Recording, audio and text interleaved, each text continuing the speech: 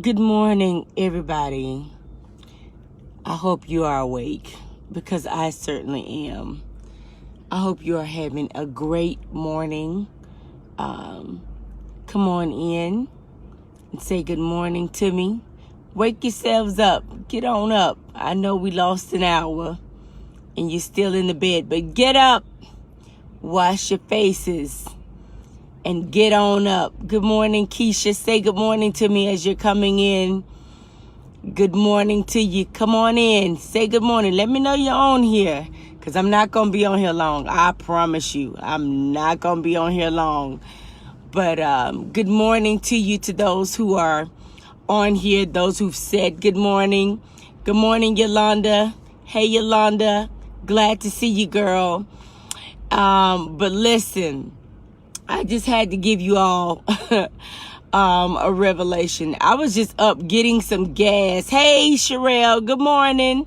Hey, little brother. Hey, Mother Fielder. Listen, y'all not gonna believe this. Hey, Kristen. Hey, sis. Now, I know this right here is about to set you off and everything, because I know you'll fight over me in a minute, because we like this. But did you all know that people don't have to have a reason not to like you? Did y'all know that? People don't have to have a reason not to like you. Good morning, Sister Clark. Good morning, Mashia. I hope I probably messed your name up. I'm sorry. But did you not know that people don't have to have a reason not to like you? You know, I was getting out of the car and I was just getting some gas, minding my own business. And this young lady, she made a comment to me and she said, it was under her breath. And she said, look at her. She thinks that she's all that. And I'm looking at her like, who is she talking about? You know, I certainly don't think that I'm all that.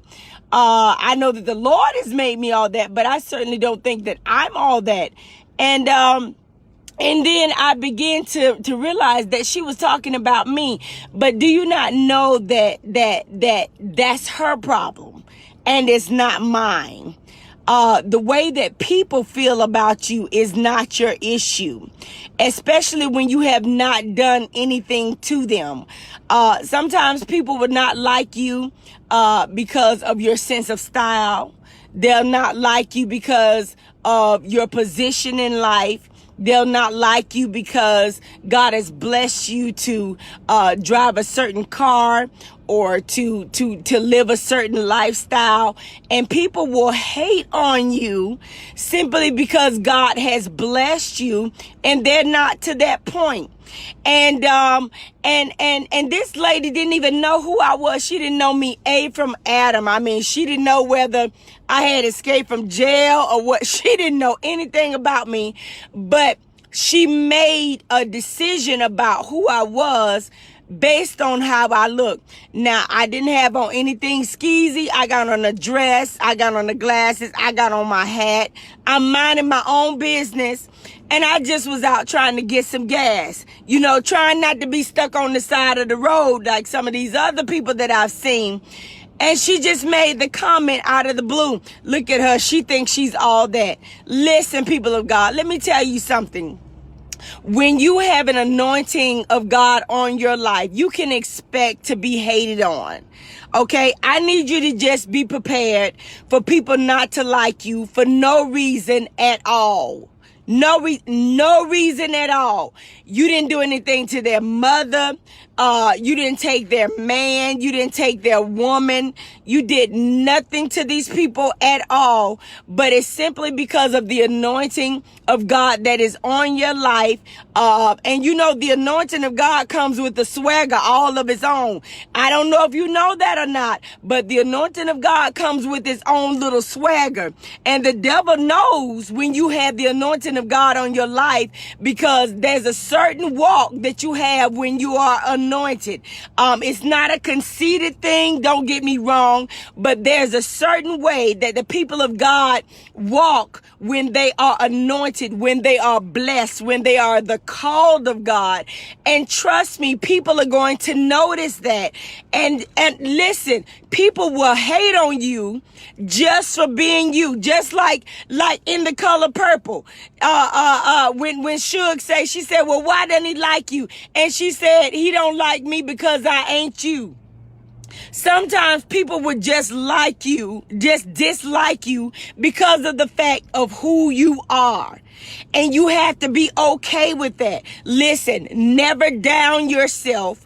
Never downplay who you are. Ladies, gentlemen, this is one thing that my mother, who's transitioned to go on and be with the Lord, she told me, she said, you never ever downplay yourself to try to make somebody else feel comfortable where they are.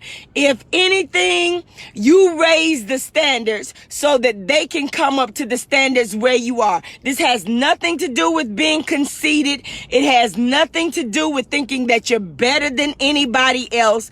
But what God is giving you, he's calling us to be kingdom minded. And he doesn't want us thinking low level.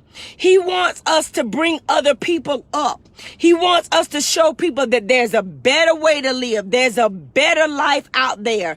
And some people, I'll notice them, they'll just get up out of the bed and they'll go to the store and they'll be dressed any kind of way. Listen, I'm not talking bad about anybody, but listen, when you say that the Lord is your master and that he is your king, you've got to have some pride about yourself. You should get up every day and you should look like something. You should dress like somebody, because guess what? You are somebody. You belong to a king. And anytime that you are royalty, you need to dress like you are royalty. If you are tired of people addressing you in a certain manner, you need to dress like who you are. I'm not saying that you got to get up and put on Gucci and Prada, but I'm saying get up with some pride about yourself, knowing that the Lord has blessed you with another day, that he's giving you another chance, and you need to get up and you need to put on your best outfit. I don't care if it's 6 o'clock in the morning. You need to fix your face and do your best to look your best, because you represent the kingdom. And I'm just trying to tell you right now, I don't even know this young lady, but this young lady, she was just like, she thinks she's all that. No, what I think I am is a child of the king. And I'm going to dress like that. I'm going to show people that I belong to the Lord. And that's how I'm going to dress. And guess what? If people don't like it because you are blessed, that's their problem. It's not your problem. Listen, you suffered through enough hell. They laughed at you when you didn't have anything. They laughed at you when you had to borrow clothes. They laughed at you when you had to wear hand-me-downs. Come on, somebody. I'm already preaching this morning. They laughed at you when you were working these jobs that paid you nickels and pennies on a dime. And now the Lord has blessed you. And now all of a sudden they have the unmitigated gall to try to say, to make you feel that you think that you're better than anyone because of the blessings of the Lord. Listen, the Bible records that the blessings of the Lord make it rich and they don't add no sorrow. Listen, let me tell you something.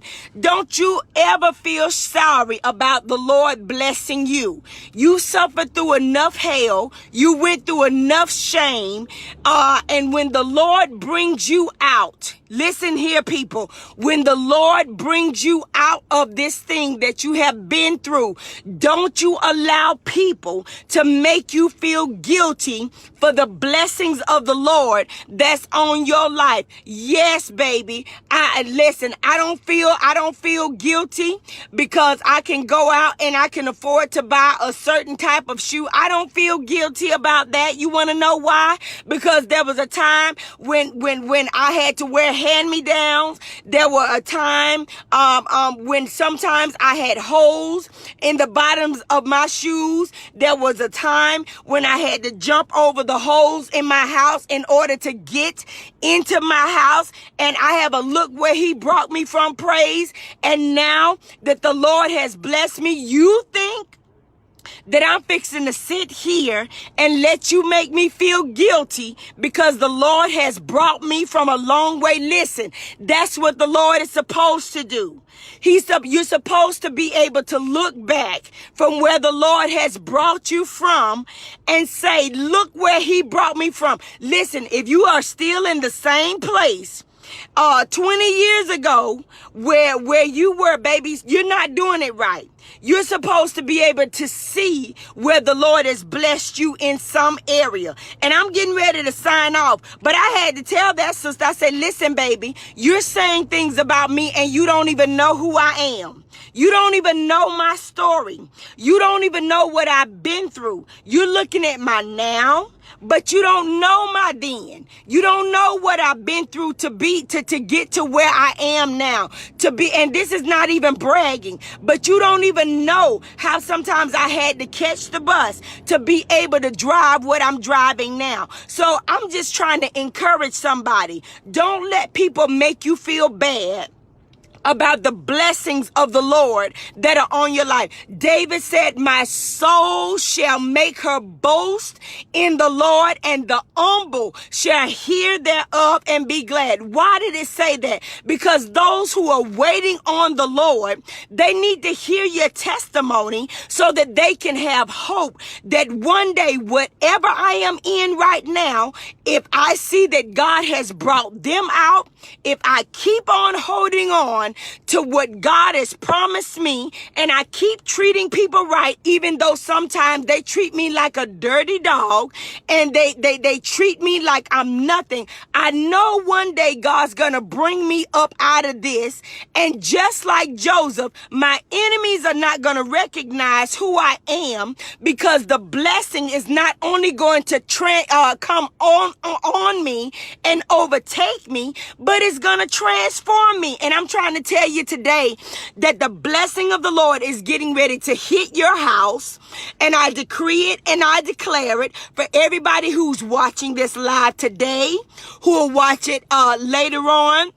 I'm declaring right now and decreeing right now that the blessing of the Lord is getting ready to hit your house and is getting ready to transform you in such a way that your enemies who are looking for you to be downtrodden, busted, broken down, and disgusted are no longer going to recognize you, because the Lord is getting ready to lift you up out of what you have been stuck in. Listen, I love you, but I had to tell that sister something. Listen, baby, you don't know my story, so you can't judge me by my now if you don't know my then. And I just came to encourage you, baby. If people got a problem with you being blessed, they got a problem with what God is doing in your life, that's their problem, and it is not yours. Listen, I need you to share this message with somebody and let them know, listen, I ain't got a problem being blessed. If you laughed at me during my struggle, baby, listen, you ain't gonna be laughing when God brings me out. I want you to have that same persona when God brings me out, because God has brought me out of this thing, and when he brings me out, it's gonna be marvelous in my eyes. Listen, this is Dr. C. I'm signing off. I love you, and baby, if you don't do nothing else today, you better show them people that you are blessed. God bless you, and I'll see you next time. Have a blessed day.